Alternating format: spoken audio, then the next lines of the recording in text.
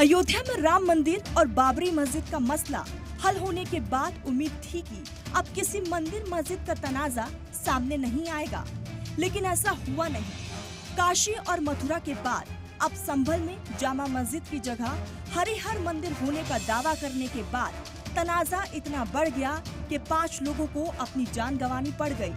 दरअसल 19 अक्टूबर को संभल के सिविल कोर्ट में न सिर्फ अर्जी दायर हुई, बल्कि उसी दिन पहला सर्वे भी कर लिया गया। कोर्ट की इस तेजी पर असदुद्दीन ओवैसी सवाल उठा रहे हैं कि आखिर इतनी जल्दी क्या थी। पंचायत बैठ रही है, कोर्ट बैठ रहा है। कोर्ट को तो चाहिए था कि दूसरे पक्ष को सुनते। आपने ऑर्डर भी दिया, उसी दिन शाम में आप सर्वे भी करा दिए। फिर आपने ना मस्जिद कमेटी को या वहाँ के जिम्मेदारों के पीस कमेटी को इन्फॉर्म किया। और ये जो सर्वे जो हो रहा है, ये तो सर्वे माफिया के लोग हैं। ये लोग माफिया है, ये लोग सर्वे माफिया है, हर जगह चले आते हैं। और फिर उसके बाद जो सर्वे हो रहा था, आपको प्रोवोकेटिव स्लोगन लगाने की क्या जरूरत? आपने स्लोगन गलत लगाए, प्रोवोकेशन किया, और फिर पुलिस फायरिंग में 3 मुसलमानों की मौत हो जाती है। बल्कि ये तो मैं कहूँगा मर्डर है ये। 19 अक्टूबर को कोर्ट के हुक्म पर सर्वे टीम ने पहला सर्वे पुरअमन तरीके से कर लिया, लेकिन मामला तब बिगड़ गया जब 24 नवंबर को सुबह सर्वे टीम मस्जिद में दूसरा सर्वे करने पहुंची।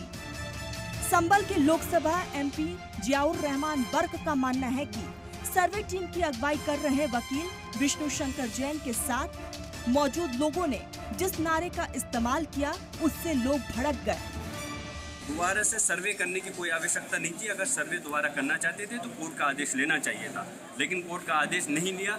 जबरदस्ती सर्वे भी और इस शक्ल में करा जिस प्रकार के कहीं हमला करने जा रहे हो। जय श्री राम के नारे लगाते हुए जब आप मस्जिद के अंदर घुस रहे हो, और इस प्रकार लोगों के अंदर क्या मैसेज जाएगा। और फिर वहाँ पर जो खासतौर से सीओ जो अनुज चौधरी है, जिसने और पूरे पुलिस प्रशासनिक अधिकारियों ने सरकारी असलों के साथ साथ प्राइवेट असलों का इस्तेमाल किया। ताज्जुब है कि पुलिस अधिकारी, प्रशासनिक अधिकारी न्यूज़ चैनल पे कह रहे हैं कि हमने कोई गोली नहीं चलाई। और गोली की वीडियो सीधे सब वायरल हुई है कि किस तरह से स्टेट फायरिंग कर रहे हैं। वो सामने बिल्कुल पिस्टल से, राइफल से फायरिंग कर रहे हैं, वो कह रहे हैं हमने गोली नहीं चलाई। संभल जामा मस्जिद के वकील जफर अली का मानना है कि सर्वे के दरमियान एसडीएम ने मस्जिद से पानी निकालने का हुक्म दे दिया, जिससे लोगों में मैसेज गया कि मस्जिद की खुदाई हो रही है, और वो भड़क गए। ये सिर्फ और सिर्फ, मैं फिर दोबारा बता रहा हूँ कि पानी छोड़ देने से हुआ है। पानी छोड़ने से तमाम पब्लिक भ्रम में आ गई, और उन्होंने ये कहा कि बगैर किसी सूचना के खुदाई कैसे हो रही है। एसडीएम संभल ने जिद की वहाँ पर कि इसका पानी खाली कराया है, जबकि एसपी महोदय और डीएम महोदय ये कह रहे थे कि नहीं, डंडे से नाप लो। जैसे ही पानी छूटा, तमाम पब्लिक में भ्रम फैल गया कि उसकी जामा मस्जिद की खुदाई हो रही है। वहीं इन तमाम मामले पर समाजवादी पार्टी के चीफ अखिलेश यादव का कहना है कि सर्वे के दरमियान मुसलमानों ने काफी सब्र किया, लेकिन मौके पर मौजूद सीओ ने मुसलमानों के साथ गाली गलौज की और लाठीचार्ज करवा दिया, जिसके बाद पत्थरबाजी हुई। लेकिन जिलाधिकारी संभल और पुलिस अधीक्षक संभल ने कोई सुनवाई नहीं की और तानाशाही दिखाते हुए और सुबह के वक्त से पहले शाही जामा मस्जिद आ गए। शाही जामा मस्जिद कमेटी और मुस्लिम समाज के लोगों ने फिर भी धैर्य रखा और दोबारा सर्वे के लिए अंदर ले गए। सर्वे के दौरान करीब 1.5 घंटा बाद जब जनता को सूचना मिली तो वो इकट्ठा होना शुरू हो गए।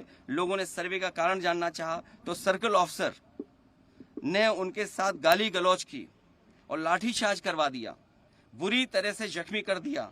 इसका विरोध करते हुए चंद लोगों ने पत्थर चलाए, जिसके बदले में पुलिस सिपाही से लेकर अधिकारी तक ने अपने सरकारी और प्राइवेट हथियारों से गोलियां चलाई, जिसकी वीडियो रिकॉर्डिंग है। जिसके एवज में दर्जन लोग गोलियों से घायल हो गए। 5 मासूमों जो कि अपने घर से सामान लेने के लिए निकले थे, उनकी मृत्यु हो गई। बीजेपी के फायर ब्रांड लीडर और मरकजी वजीर गिरिराज सिंह संभल के मामले को एक तरफा साजिश बताते हुए कह रहे हैं कि हिंदुस्तान को बांग्लादेश बनाने की साजिश की जा रही है। इतिहास के पन्नों को मैं उलटना चाहता हूं। गोधरा में जैसे पहले से प्रायोजित था, उसी ढंग से विपक्ष ने तुष्टीकरण नीतियों के तहत वहां पे सर्वे टीम पे हमला नहीं था, ये भारत के संविधान पर हमला था, भारत के लोकतंत्र पे हमला था। ये भारत को जलाना चाहते थे। इन लोगों ने कहा था कि भारत को बांग्लादेश बनाएंगे, ये संभल को बांग्लादेश बनाना चाहते थे। तो वही बीजेपी के एमपी साक्षी महाराज का मानना है कि कोर्ट के हुक्म पर सर्वे हो रहा था, ऐसे में हिंसा क्यों हुई? संबल में जो सर्वे हो रहा था वो न्यायालय के आदेश से हो रहा था, बहुत शांतिपूर्ण तरीके से हो रहा था। पर जो कुछ घटना संबल में घटी है उससे मुझे लगता है कि ये पहले से एक साजिश थी, एक योजना थी। इस योजना की परिणति संबल में देखने के लिए मिली, परंतु वो दुर्भाग्यपूर्ण है।